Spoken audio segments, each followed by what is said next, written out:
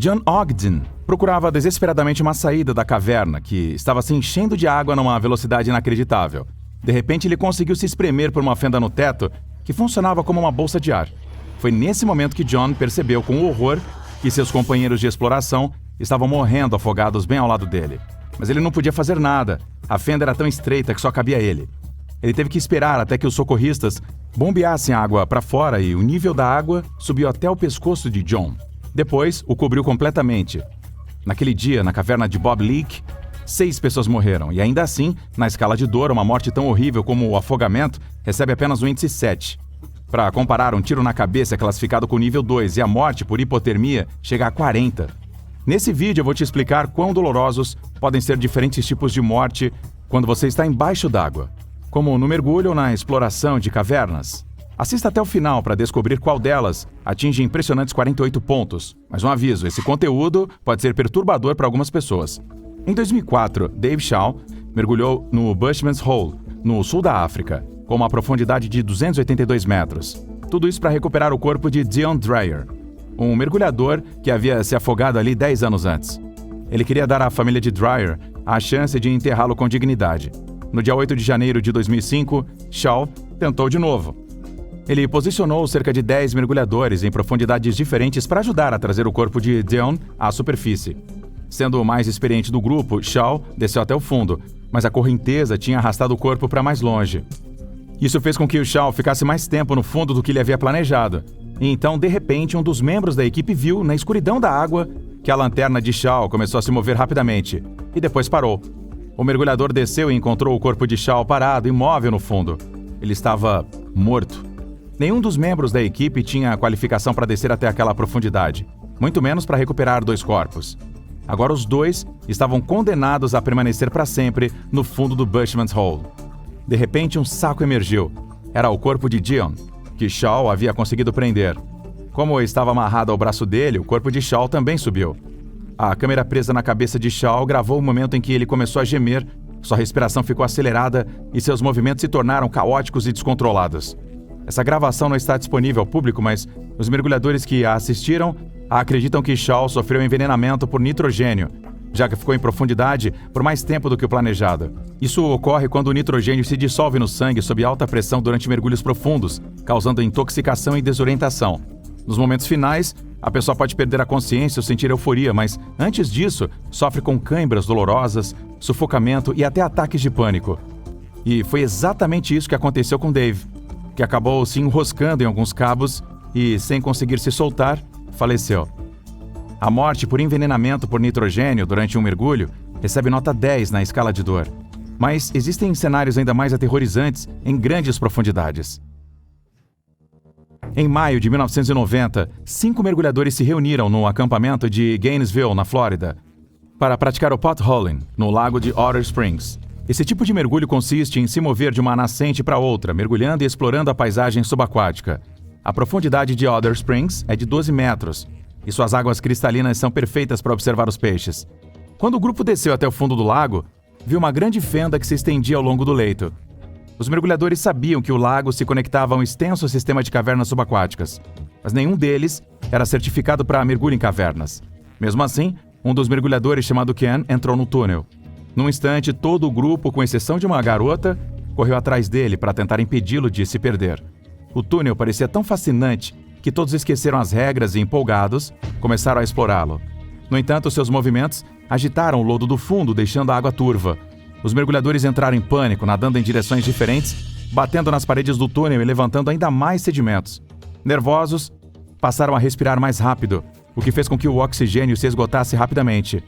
Um deles, por milagre, encontrou a saída.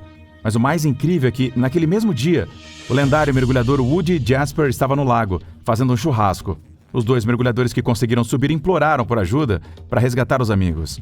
Por sorte, Woody sempre levava seu equipamento de mergulho no carro. Ele vestiu o traje e mergulhou imediatamente.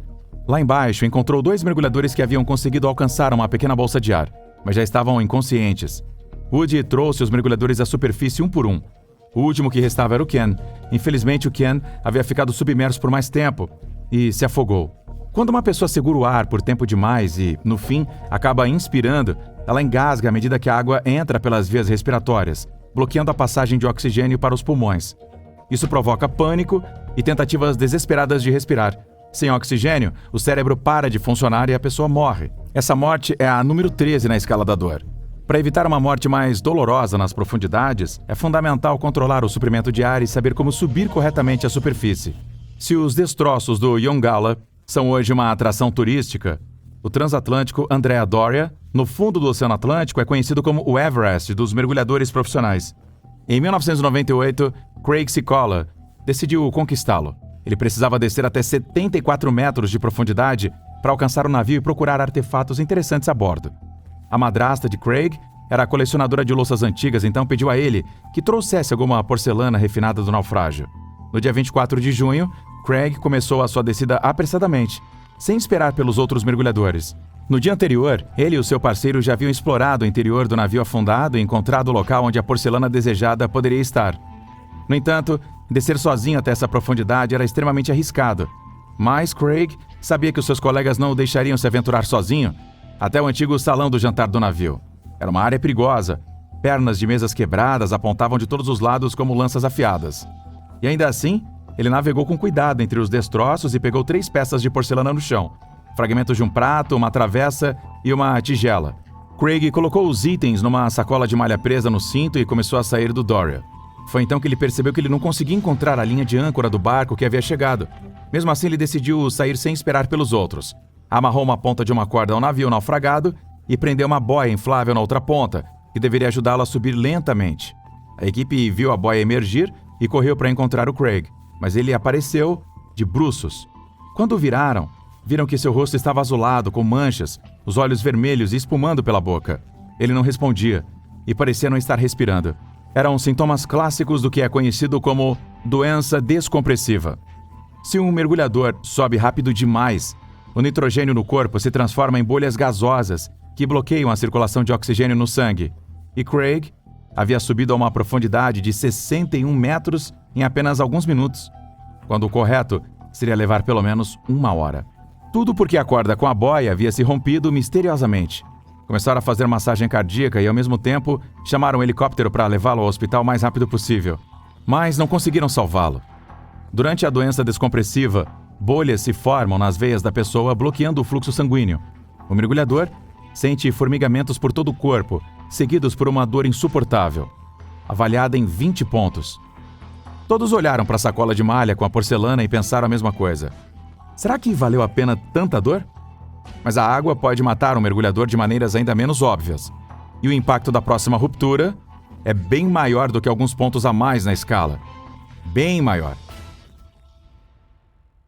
No dia 16 de março de 1968, 4 amigos, Gerald, Ronald, Andrew e Michael, foram até o McPhail's Cave, no estado de Nova York. Na prática, trata-se de um abismo com uma pequena abertura. Ao descer, chega-se a um poço largo de quase 14 metros de profundidade, que se estreita até virar uma fenda de apenas 60 centímetros na base. Depois disso, a passagem se alarga novamente e se transforma em um túnel vertical que desce por mais de 12 metros. A caverna tem o formato de uma ampulheta. Trata-se de um local extremamente difícil para a prática de espeleologia. Por isso, a entrada do abismo é cercada por uma cerca e placas de advertência. No entanto, os 4 amigos não se deixaram intimidar. Eles escorregaram para dentro das passagens subterrâneas e as exploraram por várias horas.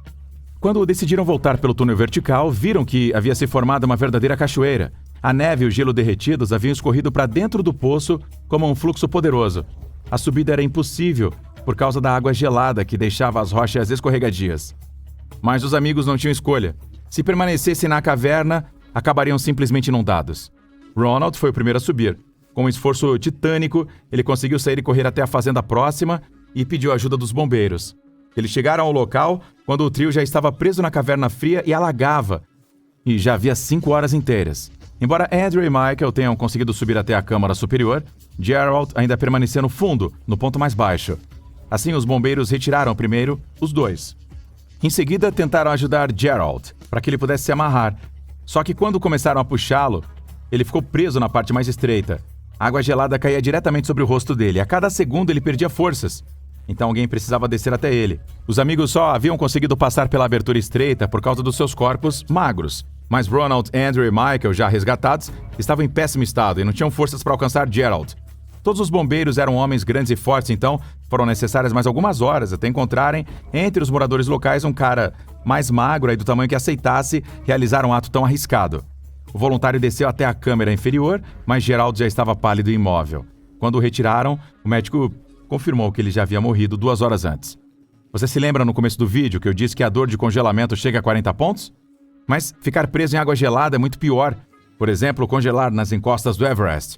O fluxo constante da água garante contato permanente com o frio, impedindo que o corpo se aqueça, nem que seja parcialmente.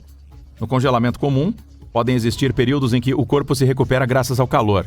Além disso, o fluxo da água exerce pressão sobre o corpo, intensificando a sensação de dor e desconforto, especialmente nas áreas atingidas diretamente pela corrente. Por isso, esse tipo de morte é avaliado em 45 pontos, ou seja, 25 pontos a mais do que a marca anterior. Então, o que é possível sentir durante a exploração de cavernas no nível máximo de 48 pontos? No dia 28 de maio de 1993, William Coughlin, um ecólogo dos Estados Unidos, agência de proteção ambiental, e seu amigo foram até o Cave City, no estado de Kentucky. Esse ponto turístico único possui lojas, restaurantes e museus na superfície, enquanto abaixo do solo existem centenas de quilômetros de sistemas de cavernas. William não queria participar daqueles passeios iniciais entediantes. Ele desejava aventuras extremas. Por isso o guia ofereceu visitar uma das cavernas super difíceis, com descidas profundas e passagens estreitas. Lá, não é possível caminhar livremente. É preciso engatinhar, se espremer e se contorcer. O perigo adicional vinha das estalactites e estalagmites afiadas, além do chão escorregadio. Essa complexidade extra era exatamente o que William e o seu amigo procuravam. Então eles se juntaram a um grupo de outros aventureiros. O passeio ia bem, até certo ponto. A caverna era bem equipada, apenas com escadas de corda penduradas, bem básicas, e William perdeu a firmeza em uma delas. Ele caiu e bateu a cabeça numa rocha. William ainda estava consciente, mas delirava e falava coisas sem sentido, indicando um ferimento grave. Mesmo assim, o guia não se apressou em pedir ajuda e disse que William teria de conseguir voltar por conta própria. Juntos, todos o ajudaram a subir algumas escadas e até o puxaram por uma passagem, mas não conseguiram fazê-lo atravessar o próximo túnel estreito. Ele ficou preso. O grupo tentou puxá-lo pelo outro lado, mas, em vez disso, William ficou ainda mais entalado, a ponto de mal conseguir falar ou respirar. As paredes rochosas pressionavam seu diafragma e seus pulmões, tornando cada respiração fisicamente difícil. Além disso, ele estava preso de cabeça para baixo. Nessa posição, os pulmões de William provavelmente começaram a se encher de líquido, pois sua respiração já soava rouca. Nesse momento, o amigo de William não aguentou mais e começou a gritar com o guia para que finalmente chamasse ajuda. Na verdade, o funcionário do parque já deveria ter feito isso muito antes, mas não queria assustar os visitantes com uma operação de resgate. Finalmente, os socorristas e os médicos chegaram ao local do incidente. Eles usaram cobertores térmicos químicos e aquecedores para proteger William da hipotermia, já que a temperatura da caverna havia caído para 7 graus Celsius. Eles prenderam 2 cordas em William para puxá-lo para fora da armadilha, mas cada puxão ele sentia uma dor excruciante. As rochas salientes das paredes raspavam seu corpo, fazendo-o gemer e gritar de dor. Esse resgate parecia uma verdadeira tortura para William, mas não havia outro meio de saída. Essas agonias infernais duraram longas 17 horas, até que William veio a falecer. Uma dor desse tipo na escala atinge a marca máxima de 48 pontos. O mergulho e a exploração de cavernas não são os únicos esportes que podem representar uma ameaça mortal. O alpinismo, o paraquedismo e o voo de wingsuit são igualmente perigosos. Eu faço esses vídeos para que você aprenda com os erros dos outros e pense 2 vezes antes de decidir praticar qualquer atividade extrema. Sobre qual você gostaria de ouvir no próximo vídeo? Escreva aí nos comentários, se inscreva aqui no canal e, acima de tudo, se cuida. Tchau!